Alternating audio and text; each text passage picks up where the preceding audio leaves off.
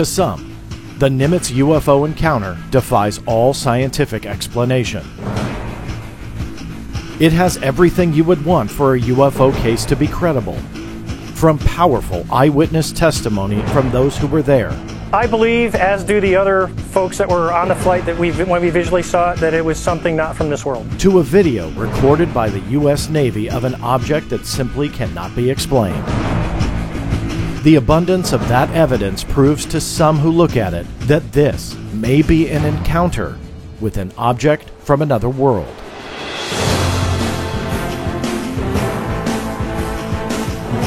But others say not so fast. They believe that the mysterious object chased by multiple F-18 fighter jet pilots is simply a misidentification of a known object. And the video that has circulated around the globe fascinating many who have seen it? Well, skeptics believe that is easily explainable once you dissect what the video is actually showing. So which side is right? Are we finally looking at undeniable evidence that we are not alone? Or does that evidence that seemingly proves such an explosive revelation fall apart when subjected to scientific scrutiny? The two gentlemen joining me today both think they have the answers to those questions. And after vigorous scientific analysis, testing, and scrutiny by both sides, they are convinced they solved the majority of this puzzle. However, their conclusions are miles apart. On one side, you have Mick West, a noted and self-described debunker of extraordinary claims, who has spent countless hours producing video presentations that offer scientific breakdowns and analyses on this very case. Within these YouTube videos, he explains why he feels this case and many like it are simple misidentifications and easily explainable, and none of them stand the test of science. And on the other side, you have Robert Powell, Executive Board member of the Scientific Coalition for UAP Studies. His organization produced a 270-page scientific paper on the Nimitz UFO encounter. And within that report, the authors, all with various scientific backgrounds, analyzed the video, the witness testimony, and the available radar notes, and subjected the evidence to their own scientific scrutiny. They concluded that the unknown object was traveling at extraordinary speeds, which were, quote, beyond the capability of any known aircraft in the public domain. Now, both sides are about to come together. These two gentlemen have agreed to step into the vault to discuss with each other for the very first time all of their findings. And along the way, they'll probably express why they feel that the other is wrong. Stay tuned. You're about to journey inside the Black Vault.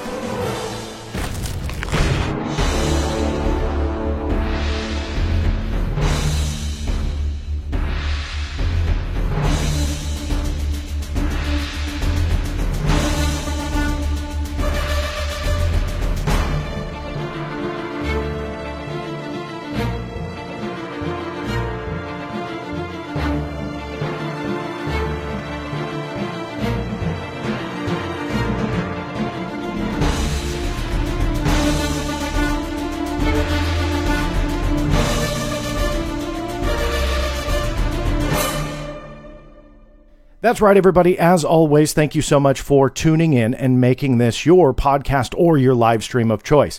Now, I'm excited about today's episode. It's the first for me to bring on a couple guests at the same time. So from a technical end, I'll probably be more focused on not screwing this up versus trying to start yapping above both of my guests. Now, I know many of you have wanted to see these two gentlemen speak, both of which have been on my show in the past, but independently. I have Robert Powell to your right and Mick West to the left. Now, Mick and Robert, thank you both for taking the time to not only join me, but be open to a conversation between both of yourselves. Yeah, glad to be here. So I just want to kind of jump right into it. The audience just saw the introduction. I've kind of done a little bit on your background and the case that we're talking about, obviously the Nimitz case. And planning for this show, I was always worried about, okay, who am I going to start first? Because will I upset the other one? And I never really figured out what the right answer on that was. But I did want to ask you both just a very quick yes or no question, which kind of will define the way that I ask these questions. Now, so the audience knows, we never planned any questions. I have my own list here of what I want to deal with. But both Robert nor Mick did not have any requirements for this. They did not say, don't talk about this, or you better talk about this, or I'll hang up on you. They were just open to have a conversation, and that is a credit to both of them, that they just want to have a great conversation. One other housekeeping note for the audience itself.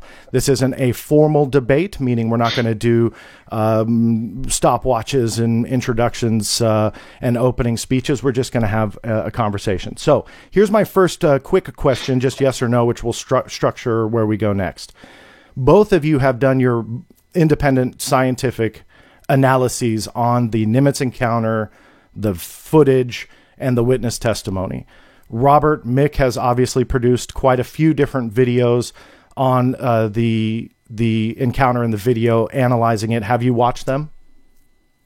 I've seen some of them. Seen some of them. Okay. And Mick, obviously, Robert is involved in an organization where they produced a 270-page scientific report, a lot of information in there. And that is the brunt, I think, of Robert's angle. Have you read that? I've read a lot of it, but I wouldn't say I read every word of it. So fair enough. Okay. So let's just go ahead and kind of jump right into it. And I thought the video analysis was a good place to start. We'll deal with a lot of different topics, but video first. Robert, I want to direct this to you to kind of set this up. And obviously a lot of the controversy behind this video, and we've seen it trickle into television shows, how people perceive the video, that this thing is showing that this video is showing an object that shoots off at great speeds towards the end. Is that your stance from an analysis standpoint, that this thing is accelerating at the end of that video at a great rate of speed? Yeah. Let me just preface this, John, by saying in our report, there's really three basic things we look at. The video is the lesser of the three. We analyze three instances where there is extreme acceleration. One is the reports from the radar operators themselves. Two is the statements from the multiple pilots on how fast the object disappeared from view. And three is the video. And so to your specific question, yes, we calculated based on the assumption that that object immediately accelerated to the left of the screen. Now, Mick, I believe that you go against that. Is that correct? That is correct, yeah. And I think I would go against kind of most of what was just said there. I think that if you make the same assumptions that Robert and his team made, then sure, yes, what we're seeing is something quite extraordinary. But these assumptions are kind of based on very flimsy evidence. The first two things he mentioned, which he said were the strongest things, are actually just essentially eyewitness testimony and recollections, and in some cases, third-hand recollections. But to the video point, I think there's a very strong case to be made that the camera does in fact simply lose lock at the end, and that the object is not actually zooming off to the side. It is in fact just essentially drifting off to the side because it's just continuing along its path and the camera is no longer tracking it.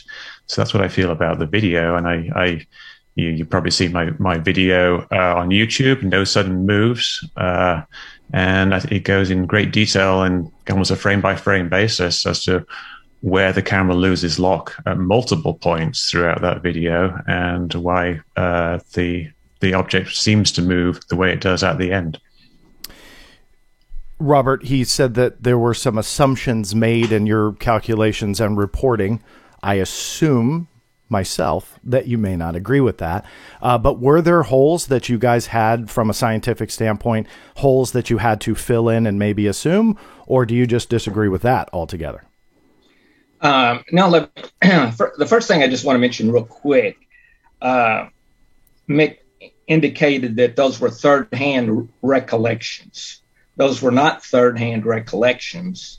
Those were first-hand recollections. First-hand recollections by both individuals who were operating the radar systems. First-hand recollections by the pilots, one of whom, James Slate, I interviewed personally. So there's no third-hand recollections here. In terms of the object drifting in the camera, what I would like to know is Nick's reasons, the specific reasons of what he thinks is happening there. In other words, if he believes this is an aircraft, how far away is the aircraft? What direction is the aircraft flying? What type of aircraft is it? And then we can discuss whether or not this is not actually an object moving across the screen. There's no reason not to believe that that's what's happening.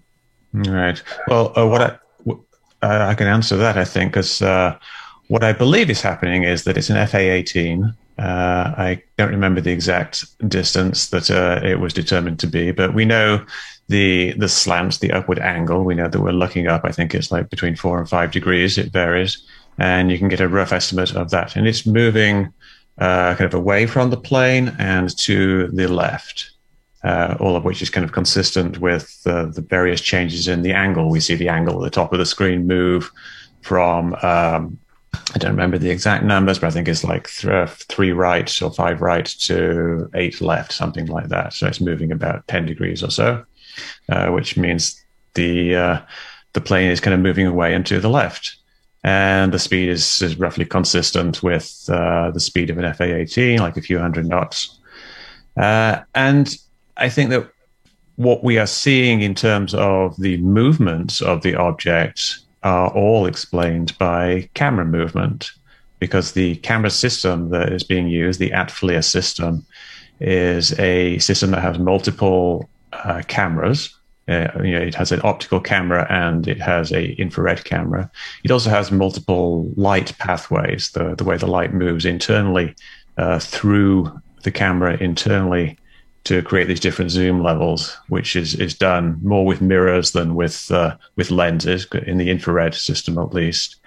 And we see Underwood switching between these various things. We see him switch between wide and narrow fields of view. We see him switch between the TV mode and the IR mode.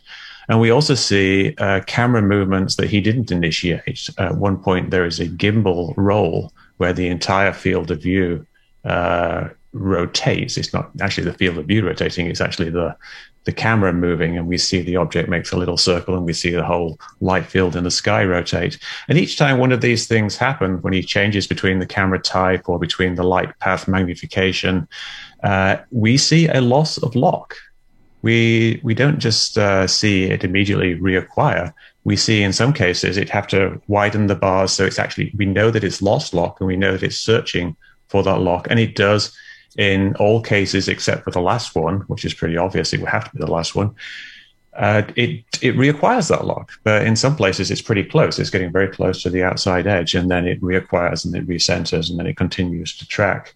But in every single one of those cases, not only is it losing lock, but when it loses lock, the direction that it moves in is to the left, which is consistent with the change in the angle of the camera, which means the direction the camera is tracking the object. So that's all consistent with the camera losing lock, no longer tracking the object. The object continues a little bit to the left, it reacquires lock, and then it continues tracking it. And then finally, in the last instance, when it doesn't reacquire it, which is just simply because it's moved a bit too far, because Chad Underwood has been too rapidly cycling through these various different zoom levels and the camera types, it simply continues off to the side. Now, there's also a change from 1 times to 2 times zoom, which visually exaggerates it, but that's really nothing to do with the loss of lock.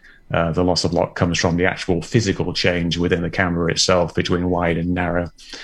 So that's what I think is happening. So in terms of losing lock, this camera is not losing lock constantly. It's not even losing lock multiple times. It only loses lock 1 time, and that's at the end of the video. What you're seeing when the bracket comes in and out, that is not losing lock during those time frames. So that's not correct. Wait, Or what do you mean Robert, it's can not you gonna- explain Let that? me finish. No. what I'm I want saying. you to finish, but can you explain when it does? Because Mick What it's put doing it's the system is constantly keeping the target in the center. So it's moving out because there's a slight movement, so it's recentering. So it's just constantly adjusting. It's not losing lock. It has lock. okay. I mean, if this thing was losing lock, what do you think happens in a war when you've got another aircraft in that? You Well, I can't think lose lock constantly. The problem here is that you see it losing lock. You see the bars widen, and the bars widening means that it has lost lock, and it is trying to reacquire it by That widening does the not search mean area. it has lost lock. Here, What does it mean? let me quote to you from a document, and so we'll resolve this.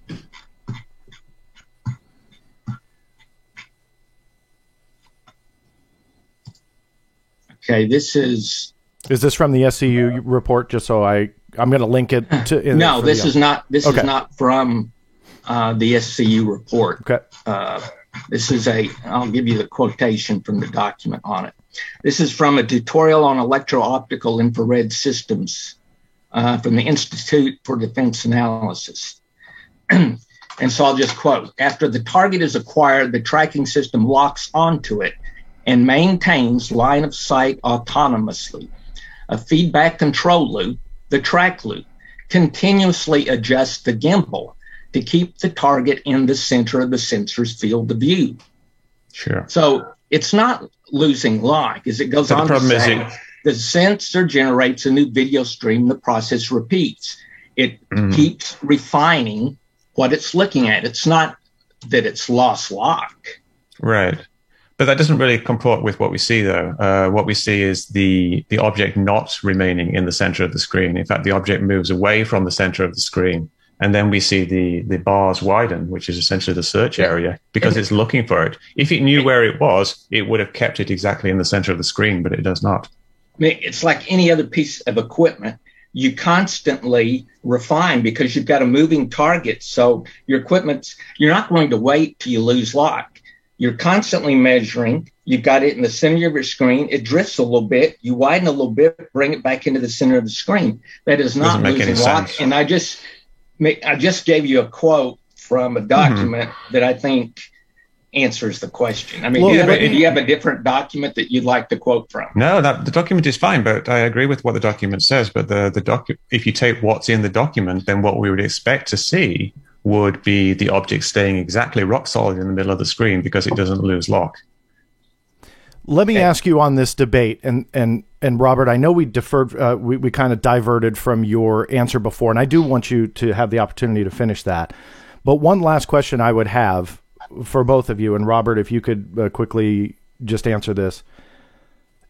The fighter pilots that you both have interviewed, what are they saying about the lock on this video? Did you specifically say, is that a losing lock scenario? Is that wrong to say it's losing lock? I mean, have you, either one of you specifically asked the fighter jet pilots either involved in this incident or... I haven't actually managed to interview any of the pilots, so I will have to defer to Robert on that. I interviewed James Slade, and we did not talk about that video because he was not the pilot that took it. It was taken by Underwood. And at the time, I had no reason to ask James Slade about. I gotcha. I mean, I'd just be curious to hear, somebody who's flying in the jets, and that's not to take away from either of you, no, I think but just to say, hey, is this losing lock or is this a adjustment? No, I think that's it's always good to get an opinion from the guys who actually do it. Yeah. So let's have you finish the thought, because I don't think we're going to find common ground on the losing lock here. We can go back to it after, but Robert, I want you to be able to finish the rest of your thought before. So now going back to Mick's belief that this is a jet. If you believe it's a jet, then you need to do the calculations to establish that this makes sense. Mick indicated he believes it's an F-18, right? An F-18 is 60 feet in size. We know the approximate distance to the object. You should be able to calculate to make sure that makes sense. Okay, so for starters, if you watch the video, you see a constant type of object, whether it's in TV mode or in IR mode. That's not true. Well, let me finish what I'm saying, please, Mick. Sure. Okay, I didn't interrupt you, did I? No, but if you start off with something that's wrong, then everything that follows will Well, we won't get anywhere be wrong. because I could have interrupted you multiple times. Okay. Sure, go ahead. Right? Okay. So you've got a visual object that doesn't look that different, whether it's in the IR or in TV mode, in terms of size and differentiation of what you see of the object. Okay, so Mick indicated this is an F-18. For you to only see the lights, the F-18's got to be moving away from you. But it's moving, but Mick indicates, his F-18's moving at an angle. Once you begin to move at an angle and you're not looking dead on the engine, you're not going to obscure the entire plane. You'll begin to see the wings of the plane. Mm-hmm. Now, Mick indicated this was an F-18. If you look at the angular size of that object, then an F-18 would be 20 nautical miles away. This camera is capable of identifying aircraft beyond 40 nautical miles. So that puts it at half of the distance of this camera's capabilities. So that argues against this being an F-18. Furthermore, this is in a military operating area. They were about to have an exercise where you were going to have jets all over the place. There is no way a carrier strike group, which controls the airspace for hundreds of miles, is going to allow another jet into their area that they don't know about. Now, if this is one of their own F-18s, then you have to assume that the pilot doesn't know what he's doing because his sensors immediately tells him that he's looking at F-18. He doesn't have to guess about it. So to argue that this is an F-18, to me, is the worst of all possible arguments. But Mick, if I was going to try to argue a jet, I would have said it was a Chinese or a Russian. But F-18 that the pilot would know because he would get a sensor reading from his IFF system. No way. So Mick, let me bring you back in. Is your standpoint, have you concluded that this is an F-18 or is that? Oh, no. No. So, but that's your best guess. Yeah. The problem with this video is that it's very, very fuzzy. And we talk about like the amazing capabilities of the AFLIR system and how it should be able to resolve things, but it's clearly not resolving whatever is actually here. So it kind of doesn't really matter what it is. We still have the issue of it being a very out of focus image and a very blurry image, which kind of indicates that either we're looking at a fuzzy object, which seems very unlikely, or there's the camera is not properly in focus.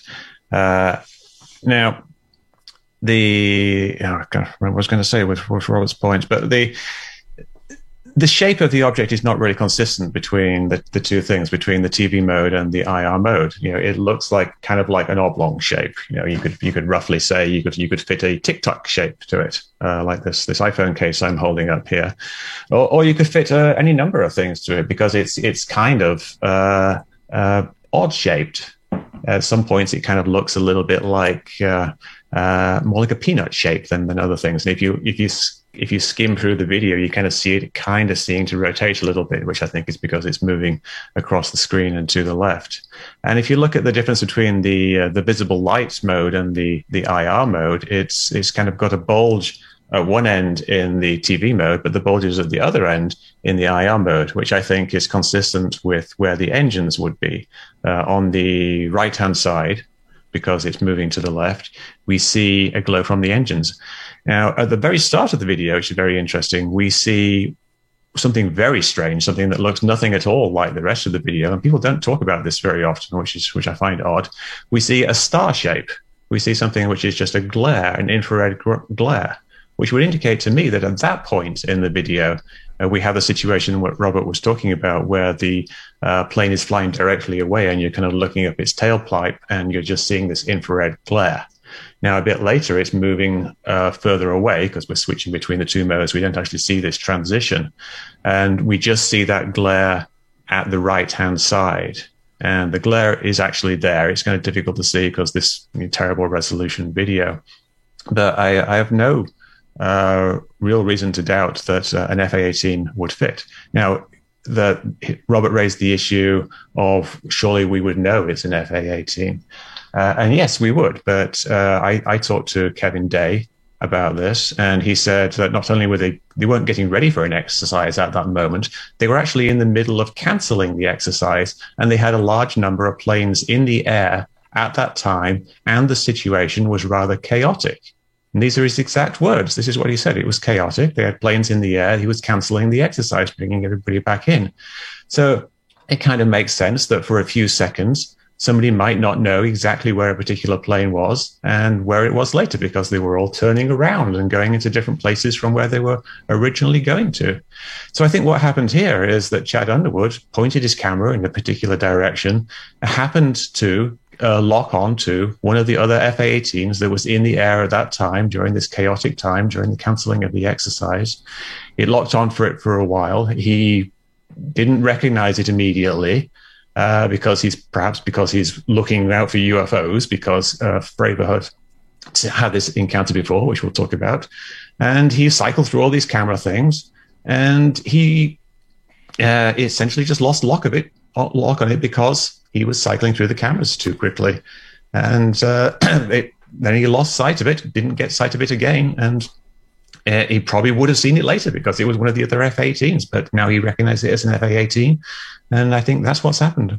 So you're saying that because there was an exercise, an F-18 was kind of lost, and let me finish. And so Underwood mistakes this F-18. But for starters, this was at 3 p.m., so this was after the exercise had already been canceled, many hours after the exercise had been canceled. So there's not going to be F-18s of unknown origin just flying around within that area.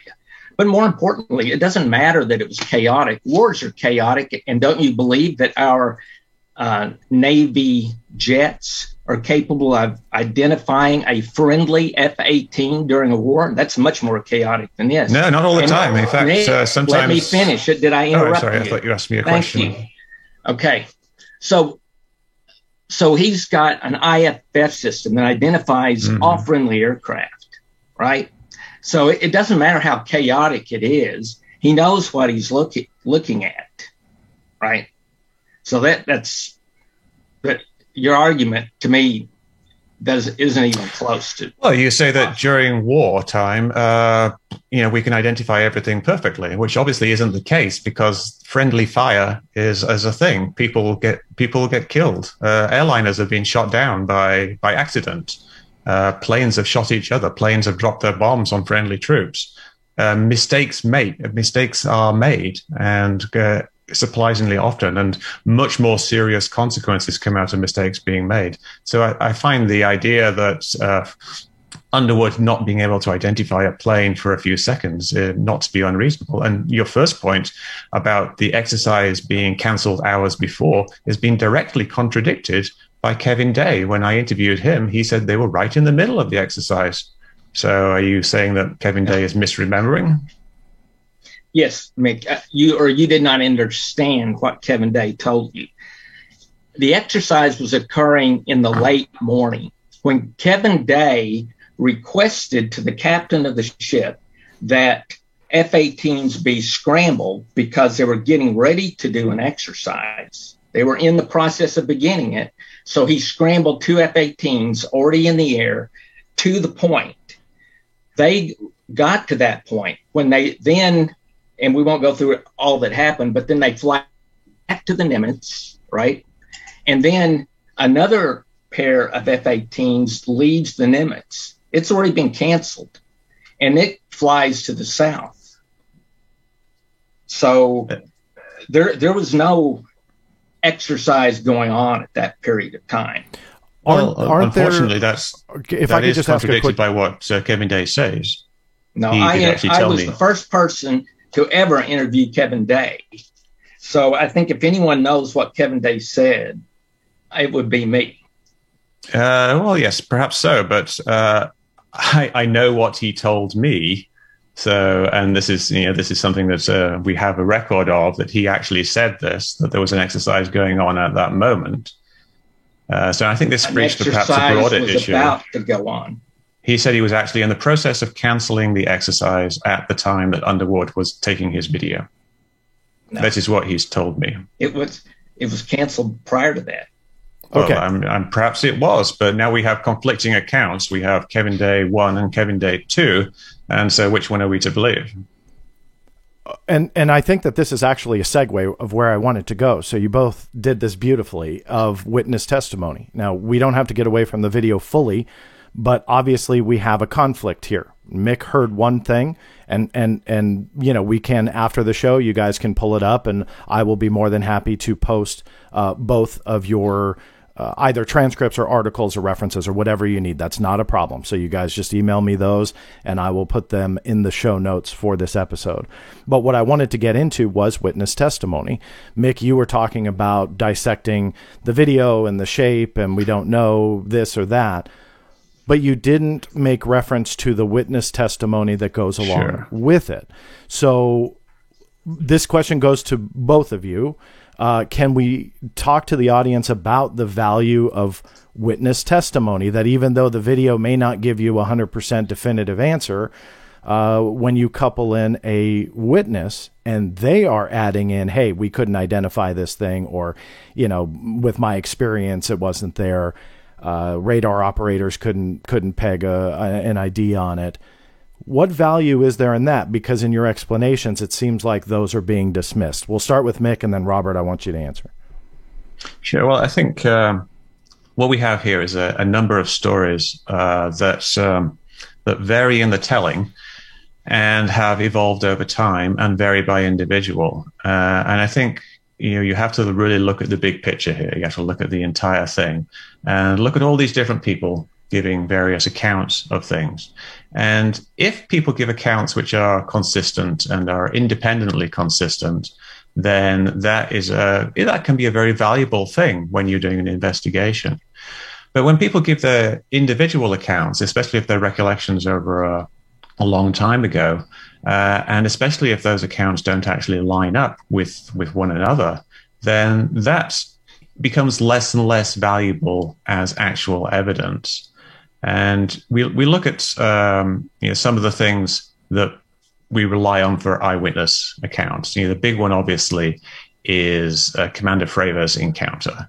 It was Commander Fravor, there's Jim Slay, there's the female pilot, who I will call Source, because that was the name given to her in one of the reports. And there was another Wizzo.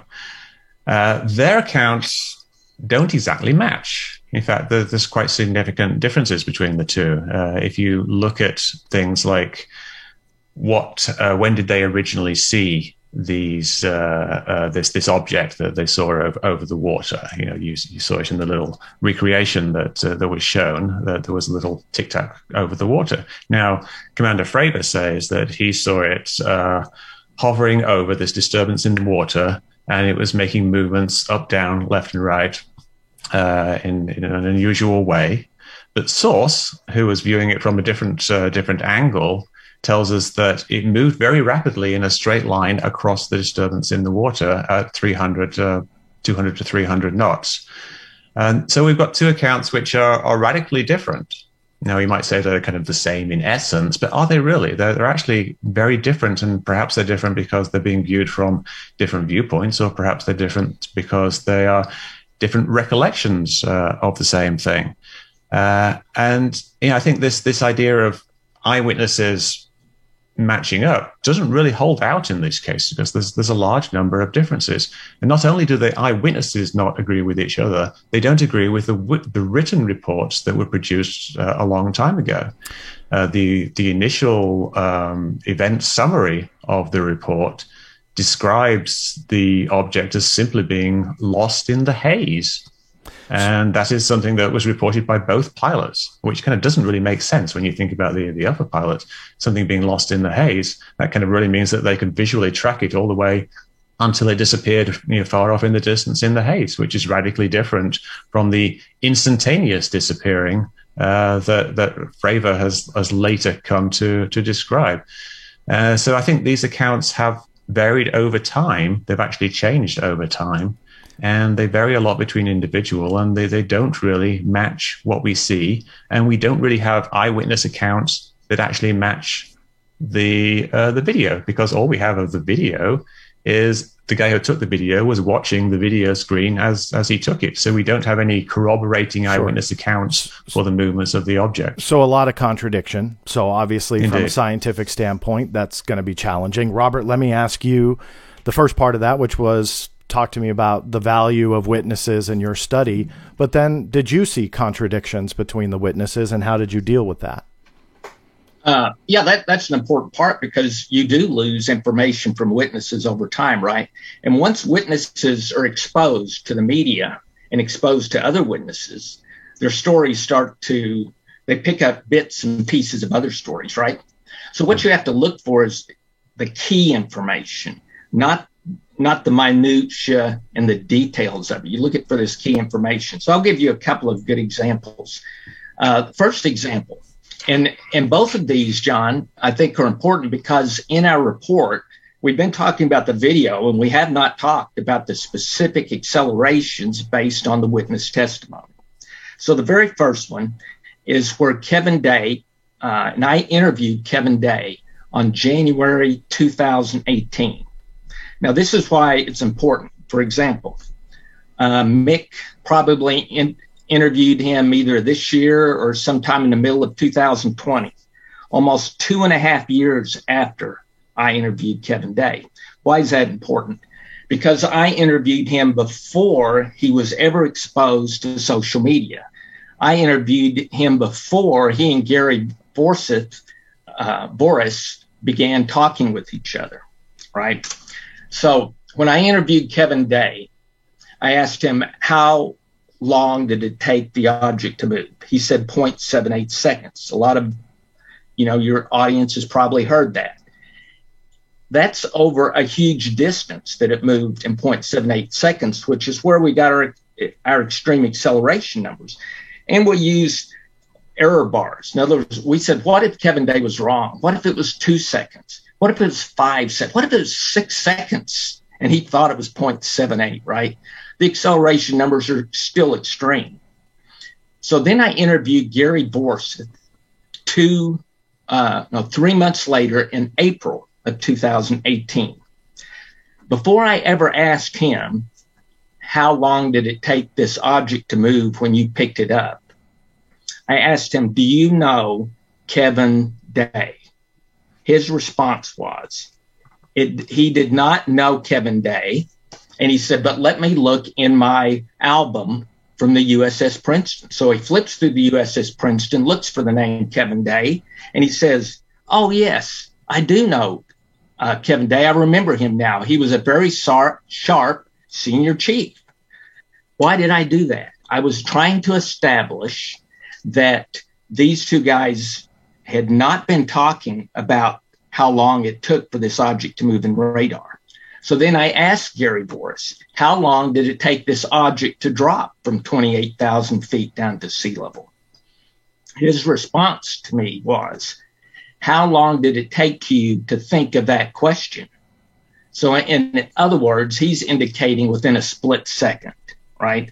So I've got two independent corroborating witnesses. Now, am I going to throw that out because I think these two guys are idiots or something? No. I go to Kevin Day and I ask for his report from his captain of his ship. He was rated as an outstanding excellent on his report. And the captain of the ship said, he is my number one senior chief officer, a recognized expert in air defense. His impact within the Nimitz strike group has been phenomenal. So you're talking about a senior chief here who was responsible not just for the USS Princeton, but for the defense of the entire strike group. All right, so there's one point with witnesses. Now let's move to the other critical point. When the pilots realized how quickly that object disappeared, right? And we calculated the accelerations very simply. You know at what point an object will disappear from eyesight based on whether you have 20/20, 20/40, 20/80, what have you, the size of the object, and the distance it has to travel to disappear from sight, okay? So now I've got two witnesses. I've got Fravor, who's engaging the object. As it's coming up, he's going down. I've got Slate and the woman pilot, who Mick mentioned, who's up higher, and they're looking down at what's going on. So they're looking from two different angles. In the case of Fravor, he indicates the object disappears from his sight in 1 to maybe 2 seconds. Furthermore, he's very explicit in saying, if you go to an air show and you see an aircraft go by at Mach 2, how long it takes you to disappear. And he indicates 7 to 8 seconds, which is about right. So in his mind, it's clear to him how quickly this object disappeared. So when I interviewed Slate, I asked him the same question. How long did it take that object to disappear from your sight? He said, I was watching the object and it was just like someone shot it out of a gun. It was gone. So I have got two different guys. And who are these guys? The commander, David Fravor, of that entire squadron. He's a U.S. Naval Academy graduate, 3,500 hours flight time, 16 years experience, a Navy Top Gun graduate, a Bachelor's of Science in Oceanography. The other guy, James Slate, is number 2. He's the lieutenant commander of that squadron. He's also a United States Naval Academy graduate, a BS in political science and a master's in military studies, 2,700 hours flight time. There is absolutely no reason for me not to believe that this object disappeared within a matter of just 1 to 2 seconds. But when we did the report, we even said, what if it disappeared? What if these guys weren't as good as we thought? What if their eyesight was 20/40?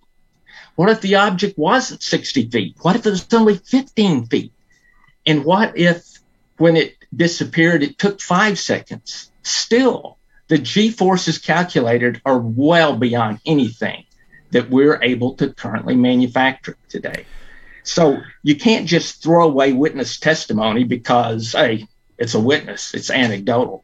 That doesn't wash. So Mick, when I understand your argument when witnesses just don't corroborate, but when they do, what do you do with that? Well, I think you need to look at what was actually said here and how it corroborates with various other accounts. Now, we have the event summary, which was written at the time, which says that from both pilots' perspective, the object was simply lost in the mist. And then if we take the statements that Robert just gave there, one pilot, or one slave, I believe, was the Wizzo in Fravor's plane. Is that correct? Yeah. He thought that it vanished instantly, whereas Fravor said it went away in 1 to 2 seconds. So we have somewhat of a different recollection there. But I think beyond that, we have to look to other possible explanations for this apparent high speed.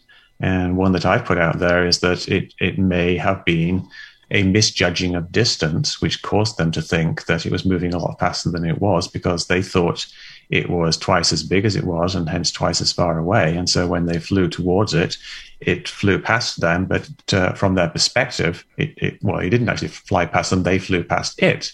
But from their perspective, it looked like it accelerated towards them. But before we get into that, I just want to kind of touch on something else Robert mentioned, which was this figure of 0.78 seconds and how amazing it was that everybody gave this exact same figure. And this was the time it took to descend from 28,000 feet to 0 feet, and corroborated by Kevin Day and Gary Voorhis. But I just want to read you something from the SCU report here, which says, this is page 16.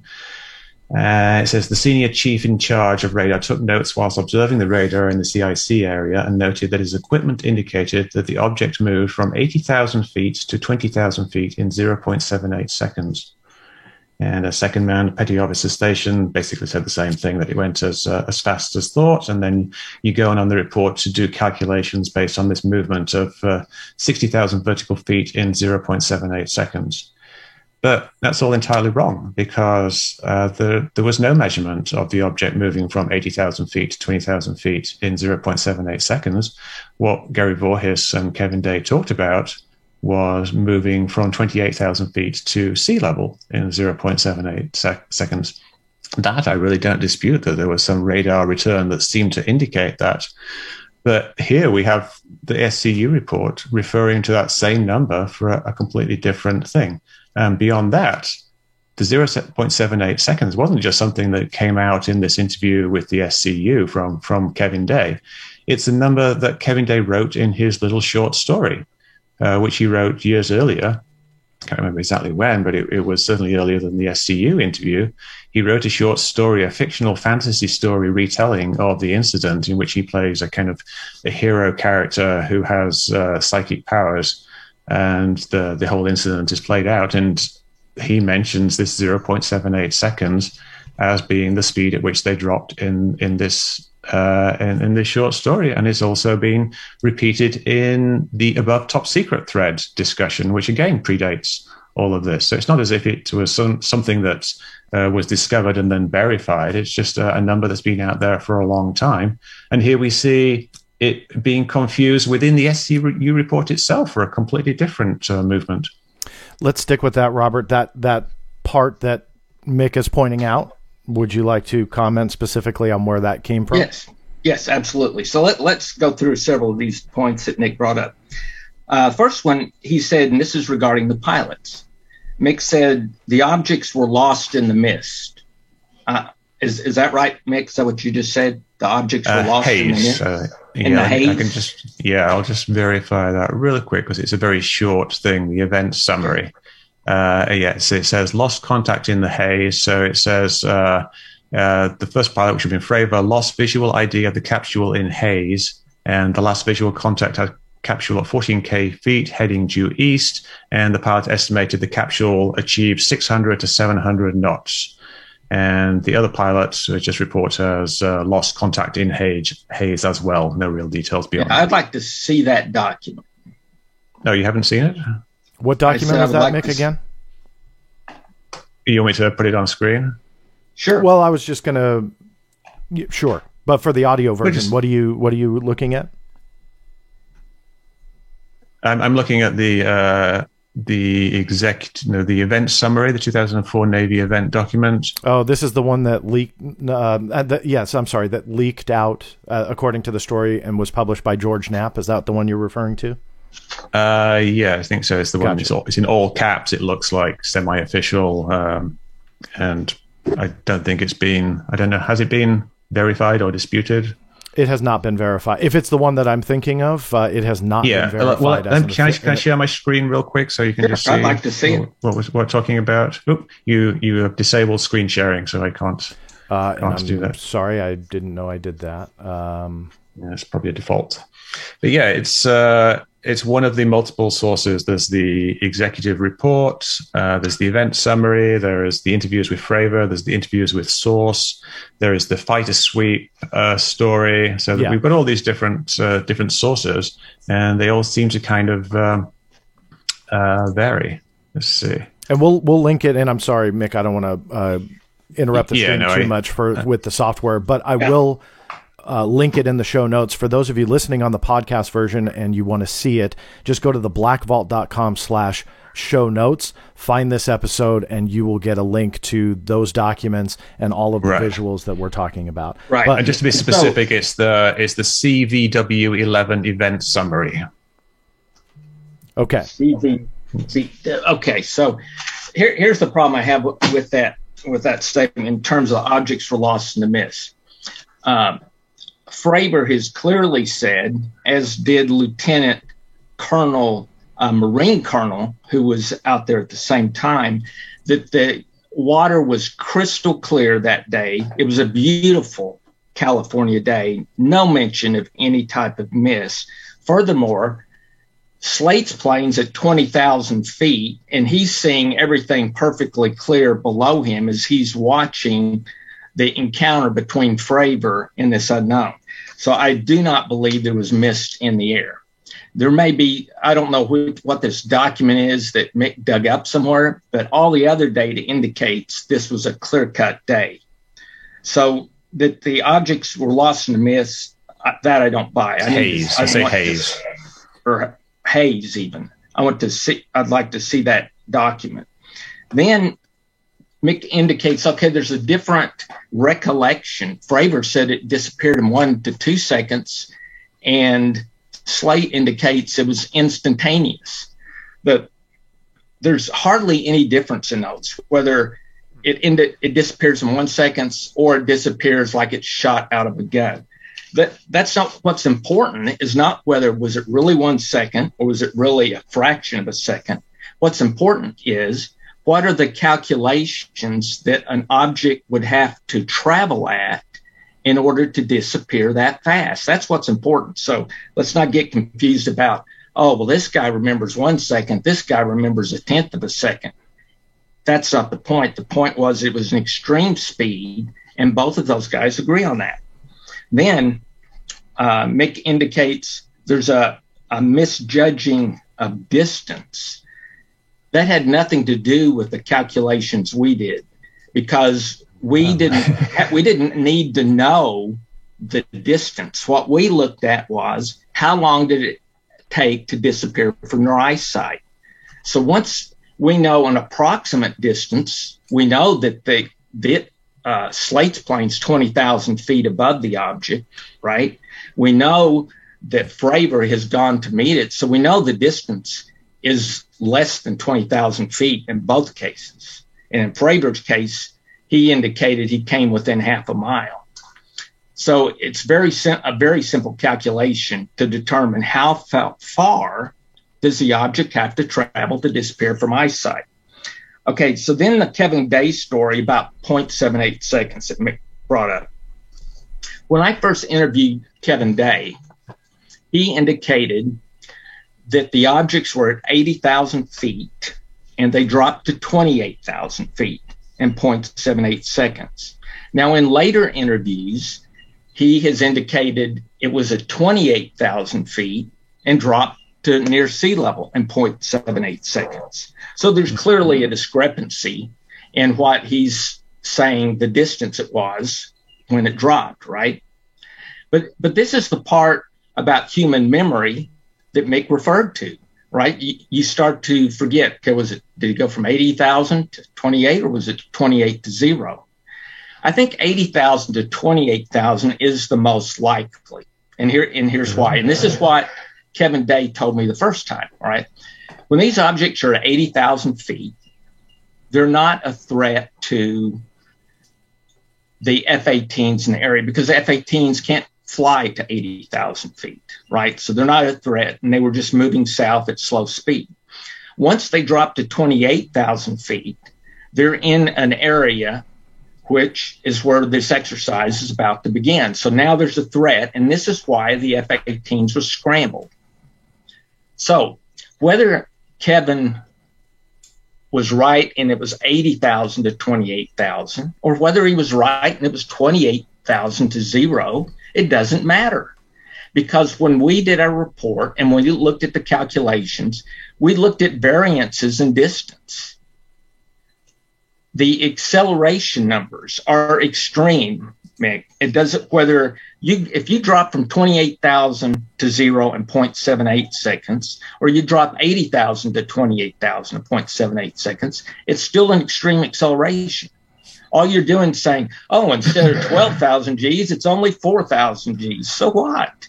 I mean, if you believe that he dropped 0.78 seconds, that's the key, not that distance. The key is, did it drop in 0.78 seconds? Now, you argue Kevin Day, oh, he made this story. Well, he made the story based on his notes from the service that said this object dropped in 0.78. But Kevin Day's not the only person saying this. Gary Boris, remember? And you dropped that point.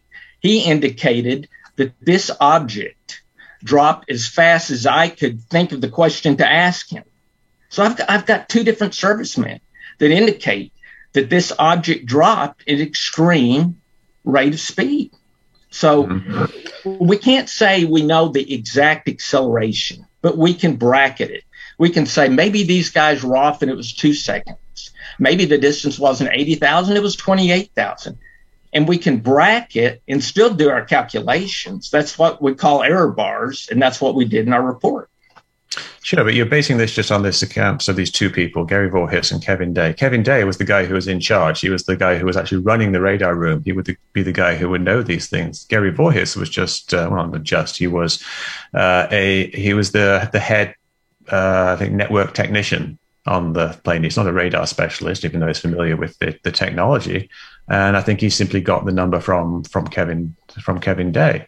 But, let me ask you something. Where is this 80,000 feet number coming from? I'll tell you in a minute. He did not get the number from Kevin Day because, remember, I told you when I interviewed him, I asked him if he knew Kevin Day. He indicated no because he went to his logbook to look the guy's name up. So he did not get the number from Kevin Day. I talked to him in April of 2018. Okay. So the answer he gave me was basically an answer that indicated a split second. We've got two different guys saying the same thing. I think the good thing here is that we can resolve that. We can actually ask Gary Voorhis about that, and perhaps even before this thing. I've got it on recording. It's recorded. Well, no, I think we can ask him now. Well, like you said, and he'll probably still say the same thing, but as you indicated, Mick, people's memories change. That's why it was critical that I interviewed him before he ever knew Kevin Day, before he got on social media, before he started talking to others. So now you have the question, where did the 80,000 feet come from? So you wanted to know where did the 80,000 feet come from, right? Yeah. So the 80,000 feet came from, that was the upper limit that the radar was set to that day. It could have been higher than 80,000. All they know is it was at a minimum of 80,000 when it dropped down. So you're saying that Kevin Day saw them at 80,000 feet? Yes. He definitely saw. Remember the objects that are flying south at 100 miles per hour? They'd seen them for 4 to 5 days, right? So let me back up. You've got a carrier strike group that's seeing objects 80,000 plus feet. This is going on for several days. Sometimes they see 3 or 4 objects, sometimes 1, sometimes 4 or 5. They're moving south very slowly. They don't know what they are. They recalibrate all their radar equipment, and they're apparently there, right? But they don't do anything because they're not a threat in any way to the strike group. Then the strike group gets ready to have an air exercise on November 14th in the late morning. At that time, the objects drop out of high altitude and drop down to an altitude where they're now a safety hazard to these F-18s that are going to perform an exercise. At that moment in time, Kevin Day contacts the captain of the ship, the USS Princeton. And remember, they're responsible for the entire strike group because they control radar systems. And he asked them, what should we do? Because I consider this a safety hazard. And he said, we've got some F-18s in the air, 2 of them. Should we, go check this thing out? The captain gave him authorization. He redirected Fravers and Slate's aircraft to the nearest radar contact because he had multiple radar contacts. And they went and interrogated that latitude, longitude location, and that's when they found the Tic Tac. Yeah, the problem with that, though, is that that's not what Kevin Day says now. He gives a very specific account, which has really nothing to do with him seeing objects at 80,000 feet. And he says that for essentially 10 days, he had seen objects at 28,000 feet moving south. He never was aware of this 80,000 feet figure during this event. He never came up. No, I think you've got that wrong. Nick. No, I've got it. I spoke to him, just a few months ago, and we discussed it in great depth. I actually pressed him on this point 3 or 4 times because I was kind of surprised. Well, not surprised, but I needed to clarify exactly what happened. I don't. That's not correct. Just think about it logically, Mick. You don't have objects at 28,000 feet flying over an air carrier strike group and then not doing anything about it. But this is what Kevin Day says what happened. What he told you a few days ago, whether that's true or not, whether you are remembering it incorrectly, or whether he I have the transcript in front of me right here. Well, but he's at multiple other times said 80,000 feet. So perhaps he was confused on that day. But that's not what's important here, Mick. Because I think it is what's important actually, because we're talking about the veracity of the eyewitness testimony. I interviewed him January 2018. He specifically, and I've got it, the recording, 80,000 plus feet. Not only that, Gary Boris said they were originally at 80,000 plus feet. Fravor has said that they were at 80,000 plus feet. When I interviewed James Slate, he said they were at 80,000 plus feet initially. So there are multiple people who've said it's at 80,000 plus feet. What happened in your interview with Kevin Day 3 years after we first began investigating this, I don't know. And I don't. So you think that over the course of 3 years, he could have forgotten it and completely changed his story? I don't know, and I don't care. There's no doubt that these objects were at 80,000 feet.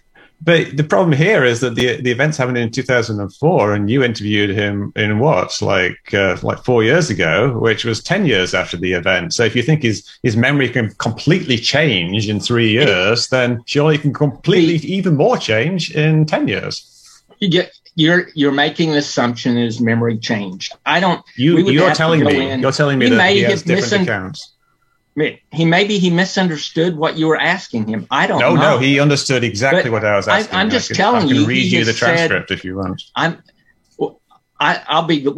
We'll post about 7 different times with different individuals where the objects are at 80,000 feet flying south. And Kevin Day. So let me and Mick, I want to give you an opportunity.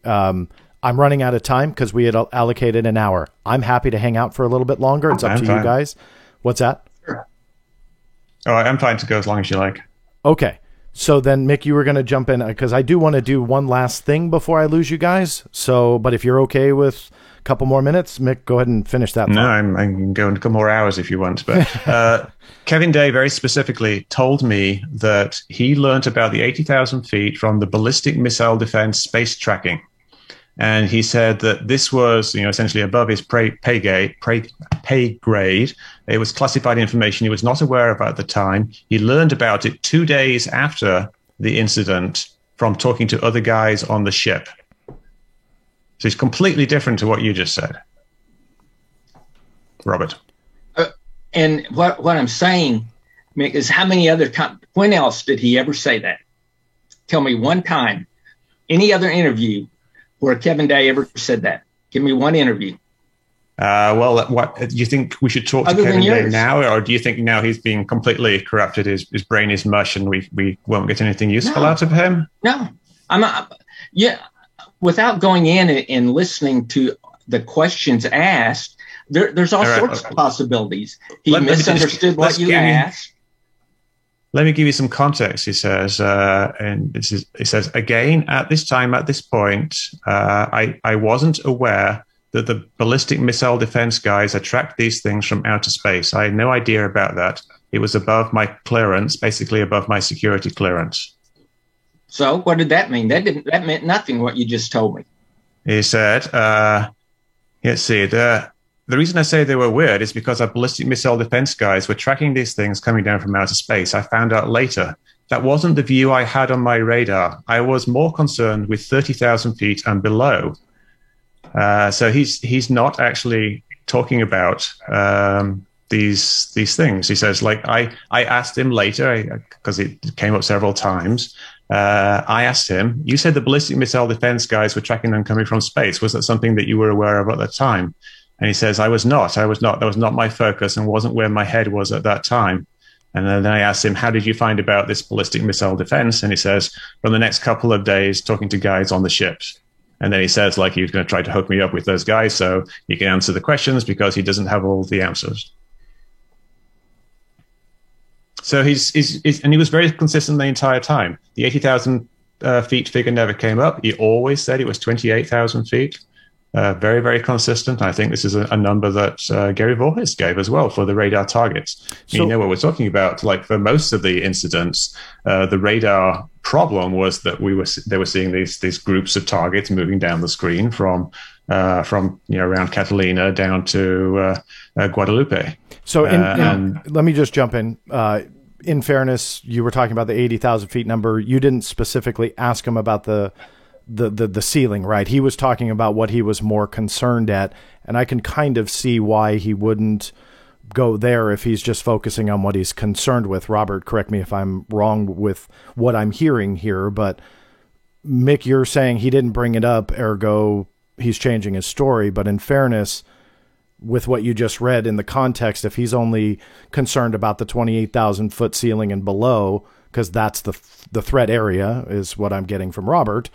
Am I kind of following that right? Like you didn't ask him about 80,000. I think that's correct. That's why I'm just saying it all depends on the context and the way the conversation with Mick went between him and Kevin Day, because there are multiple conversations with Kevin Day where he indicates the objects were originally at 80,000 plus feet prior to this day. Yeah. On November 10th, multiple days prior to November 14th. The key thing that changes on November 14th is the objects drop down into the operating area of the F-18s. And that's why, I mean, this all makes logical sense, Mick. That's why they scramble the jets. They're not going to scramble. They're going to scramble jets anytime something's in their operating area and they're getting ready to do an exercise. Where I wanted to be careful with the Kevin Day thing is he's obviously around, and I don't want to spend too much time trashing his memory and stuff like that. What I will do in the show notes, Mick, I definitely please send me that interview. I will link it so my audience can see the interview in full.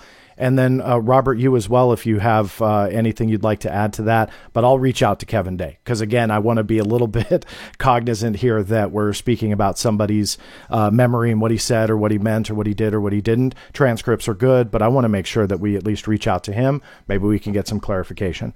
So in the last couple of minutes, and thank you guys both for going over with me here, I wanted you both to have an opportunity to ask each other a question. I tried to stay out of this as much as I could, as you both hopefully can see. I didn't mean to step on either one of you, and I believe I stepped on you both at one time or another, so I apologize for that. But in order to again be as fair as possible with time and the topics.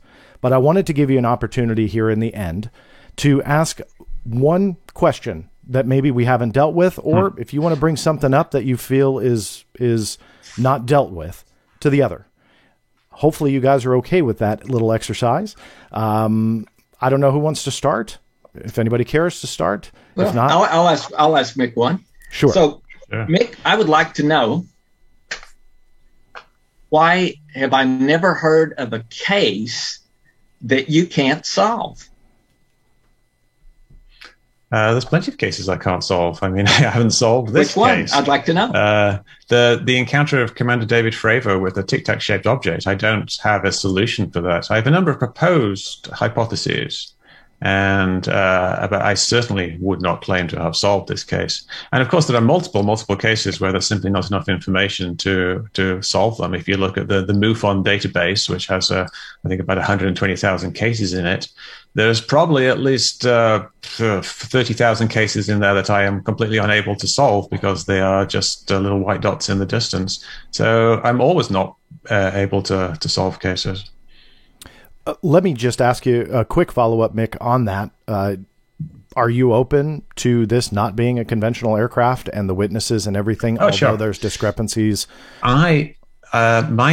My method whenever I investigate things is to make a list of what I think are the various hypotheses and kind of rank them by what I think is the most likely thing. So I will put something like, it's a plane at the top, and I'll put something like it's an alien spaceship at the bottom, and then in the middle I might put it is advanced technology developed by the US or by the Russians, and perhaps somewhere around there's like an optical illusion, and perhaps in there the guy was lying, perhaps in there the guy was mistaken. So you get all these different possibilities, and I never like to take anything at all off the table.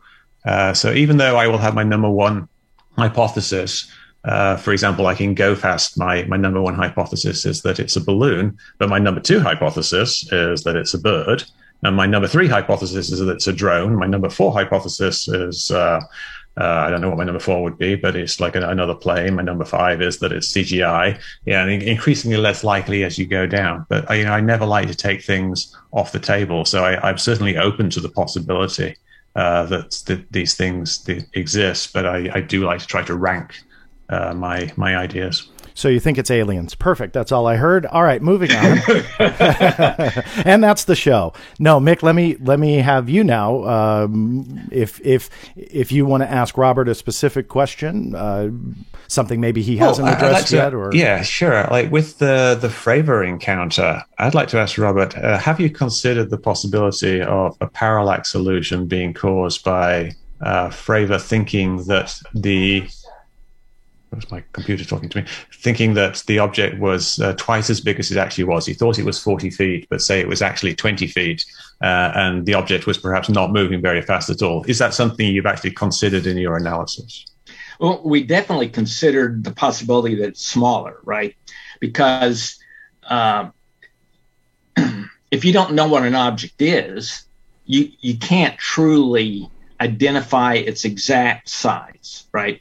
But the closer an object is to a human, the more the parallax ability within our eyes allows us to begin to estimate the size of an object, right? Something 10 feet away from you, you can look at it and you can know the size of it. Put it 2 miles away, that's a totally different story. So we did look at the possibility that the object was as small as 15 feet. And the smaller the object, then the less the acceleration, because the less the speed. So we did look at that. In terms of, could he have been flying around an object and it's just sitting there and he's flying around? We don't believe that's a possibility at all, because you have Slate who's up here, right? And he's watching the whole encounter. And what Fravor indicated was the object was coming up towards him as he was going down towards it. So you've got two different perspectives to examine it. So we didn't consider that a possibility at all. That reminds me of something else I wanted to ask you. Slate, you interviewed him. Is that correct? That is correct. But is there a recording or a transcript of that anywhere? There is a recording of it, yes. But Slate has never given us permission to release the recording. So we have, like Kevin Day and Gary Boris, their recordings are released because they've given us permission. Slate has not. So, but you've quoted from it occasionally. I mean, how does that work? Quote from it. That doesn't mean I can't quote from it. Were they cleared quotes? I think I get what he's asking. If you can't release the full interview, how can you release partial? Yeah, so he didn't have any problem with me talking about, that it shot off at the speed coming out of the gun. That reminds me also, like you said that there was a heat haze around it, kind of glowing haze. He did. But that wasn't reported by Fravor, who was a lot closer. Yeah, no, Fravor did not report that. I mean, there's always going to be some difference in people's memory, right?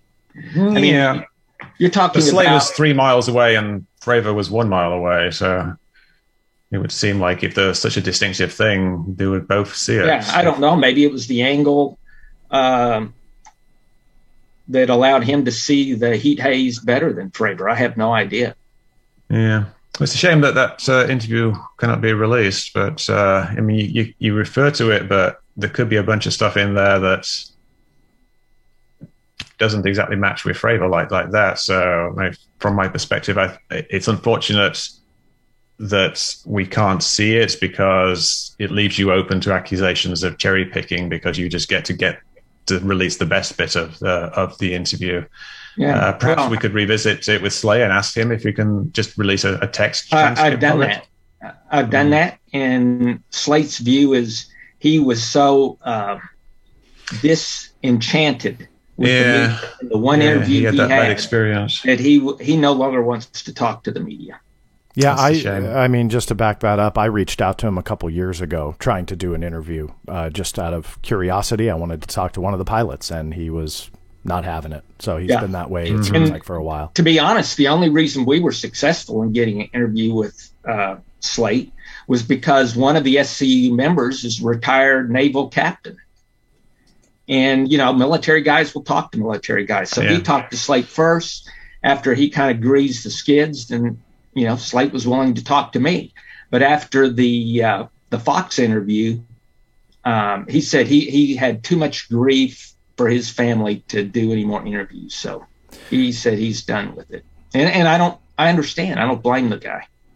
Well, one thing is clear with this interview in that we are all, but obviously directing this to both of you, very passionate about what we do, what we believe, and the conclusions that we draw. But one thing that I want to say to both of you is thank you not only for taking the time to do this, but also being open to listen to one another. We all, again, get passionate with what we want to say and how we want to say it. But I have a lot of respect for both of you. I have no idea where I sit on this case, which is why I was very, very thrilled that you both agreed to do this. So with that, I just wanted to say thank you to you both. And I don't want to just cut it off here, but I was going to end it. If there's anything else that you guys want to say, I'm happy to give you an opportunity to do a closing remark or two. Or if you want to say thanks, I'll bring you guys back whenever you'd like. Yeah, I mean, I'll say I apologize for maybe getting a little passionate sometimes during our discussion. So there was nothing personal meant no worries. In any of my replies. I do think what you do provides a good service. A lot of, I'm in agreement with many of the cases you look at. You do a good job there. But what I would just urge is that you try to look as dispassionately as you can at cases and try to get all the evidence that you can before analyzing case. And I could be wrong, but I get the impression that you kind of already decided where you're headed before you go there.